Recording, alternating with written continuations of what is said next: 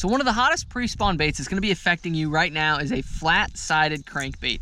Everybody knows how great they work in the wintertime, but what I want to talk to you about is how these baits are going to help you catch more fish right now up and through the spawn. So stick around, you're not going to want to miss this video. So one of the first crankbaits to come out that really changed the industry was going to be the invention of the frit side. That flat-sided, silent crankbait that just seemingly John Cox could throw everywhere and catch a ton of fish. But what makes it so good, and why does it work so good, and where can you throw it? And so that's what I really want to break down today, because it's become such an arsenal in a lot of people's boxes, but yet there's such a huge part of the country that doesn't even realize that this bait actually exists. The reason that this bait works so good is because you can still cover water, but you can do it in a way that really sneaks up on those fish, and those fish really don't even feel the vibration of it, but what they get is the reaction of the crankbait. So they're still getting the same sound of the crankbait deflecting off the rocks, but they're not getting all of the rest of it. You know, you're still gonna have some hook sounds from it rattling off the body, but you're not getting all of the rattles, and you're not getting all of that loud clacking. Those fish don't get to hear it coming. And that's why John Cox can go sit in an area for a long period of time and catch these fish behind these people, because he's throwing something that has a different sound profile.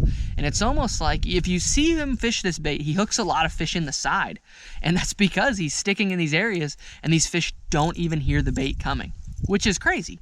It's crazy to me, but that's how they react to it. It sneaks up on these fish as it's coming through the water. And that's what a lot of other companies like 6th Sense, this is their new pressure series that's coming out, they've taken on that same deal. They wanted to make their own spin on it, and pretty much every company now has a flat-sided crankbait in this square bill profile, because it just works so dang good when those fish get shallow.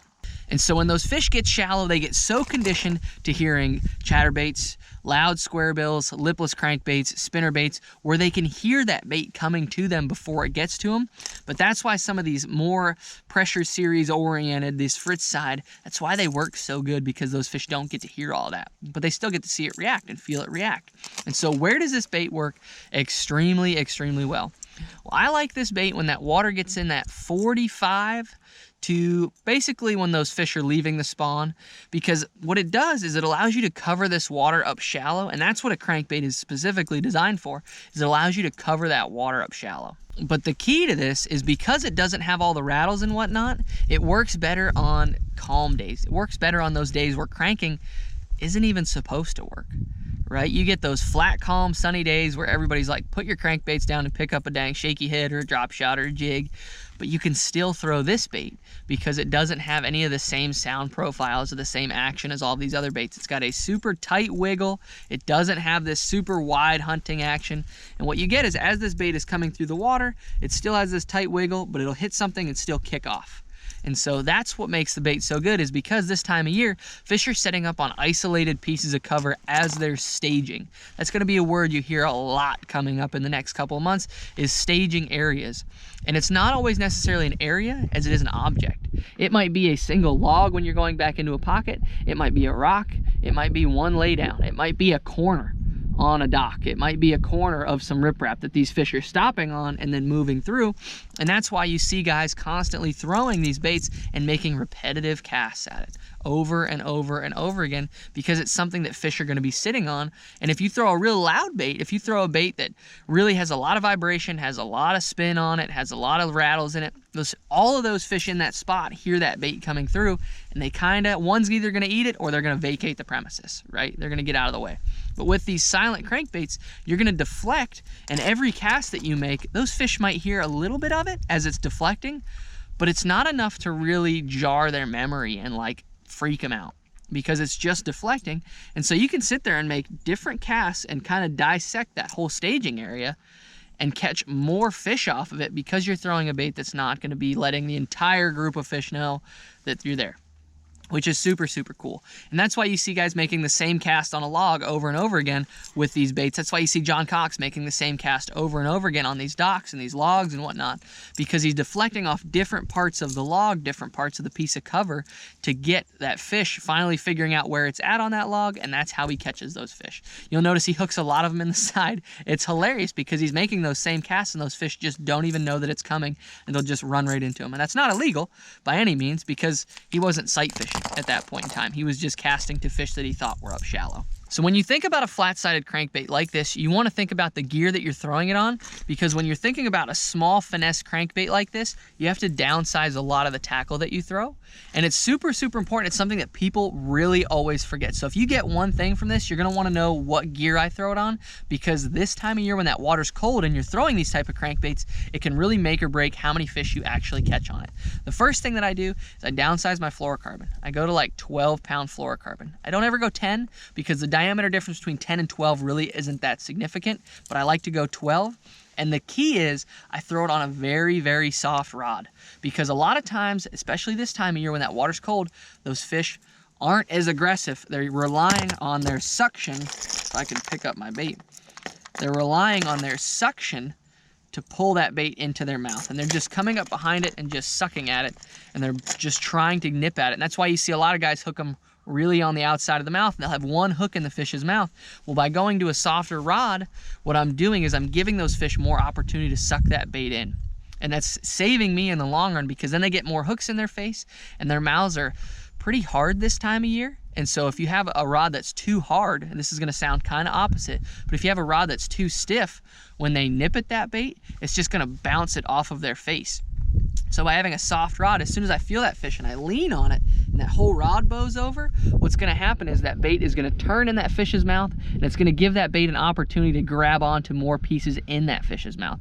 Especially if you're a guy that's fishing for smallmouth in the Tennessee River or spotted bass that have meteor type mouths, this is gonna give you an opportunity to hold those fish a lot better and have a lot better fighting opportunities. Same thing with these big largemouth, because their mouths are harder this time of year from eating crayfish, you know, just that colder water making everything a little bit denser.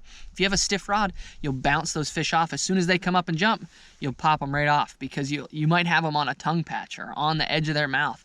And if you have too stiff of a rod, it's just going to pull it right off of there. So going to a super composite, a super slow speed rod is really going to help you out, as well as going to a 6:4-to-1 gear ratio reel. Really slowing that reel down, because in your mind, you're still going to be fishing the same speed, because when we all start fishing, we're throwing a reel and we get this speed in our head that we need to be going with. And if you have a 7:1 gear ratio reel, you're going to be burning these baits a lot faster than you actually think you are, and it's going to cause you to kind of miss some fish. Now, if you get a really warm, really hot day in the pre-spawn, maybe you want to go to that 7:1 gear ratio reel, because you can cover water a lot faster, because those fish will be more aggressive. But on these colder days, that 6:4-to-1 slows me down mentally, because I'm still reeling it at the same speed, but it's not moving the bait as fast, and that helps me get more bites on this, and it kind of dummy proofs it for me. It also helps me not to pull that bait out of that fish's mouth. But that setup is absolutely critical when you're fishing these smaller, these finesse crankbaits, because it's just gonna help you put more fish in the boat. And if you ever watch John Cox, and I know I'm saying this all the time because he is the master at throwing these and he loves throwing this bait, if you look at the rod he's throwing, it is like a wet noodle. Like, that rod completely bends over, and that's why, because that's how you actually catch those fish when you actually get them to eat that bait. So some of the key colors that I'm going to focus on this time of year when I'm throwing these flat-sided crankbaits is going to be your craw styles, like this spring craw color. I also like a ghost minnow for when you get those really flat, calm days with a lot of sun. And then obviously you can have some type of solid color shad, or when we get this influx of water, you can even throw chartreuse colors, because that's going to be playing too when you get these dirty water. But, you know, have few different colors in your boat, and that's really going to save you a lot of time, and it's going to save you a lot of headaches trying to figure out all of the different colors people make. Just keep 4 of them. Keep a natural shad, a solid shad, a chartreuse, and then a crawfish color, and that will save your butt. Now, another thing you want to focus on with these crankbaits is changing the hooks out periodically. Because they're a finesse style crankbait, they have finessier style hooks on them, which means they're going to bend a whole lot easier, and it's going to be something that you're going to want to keep in mind. If you lose a fish, or if you're grinding it into rock a lot, check them every now and then and make sure. And you can keep a hook file on the boat, or you can keep your favorite style hooks. I'll have my favorite style hooks linked down below, so that way it'll make it easier for you guys. But that's something that really a lot of people forget about when they're fishing these style baits, and it's something that's really going to cost you fish if you don't change them out or sharpen them every so often. If you guys want to learn a little bit more about crankbait fishing, I will have a video linked up here where I do some cold water cranking on a spotted bass lake where I catch some big largemouth and some really big spotted bass, where I use some really cool crankbaits, your wiggle wart style crankbaits, and you can really see in depth how I'm fishing those baits. But thank you guys so much for watching. Don't be afraid to hit that subscribe button to follow on with the regular content. God bless every single one of you guys, and I hope to see you guys in the next video.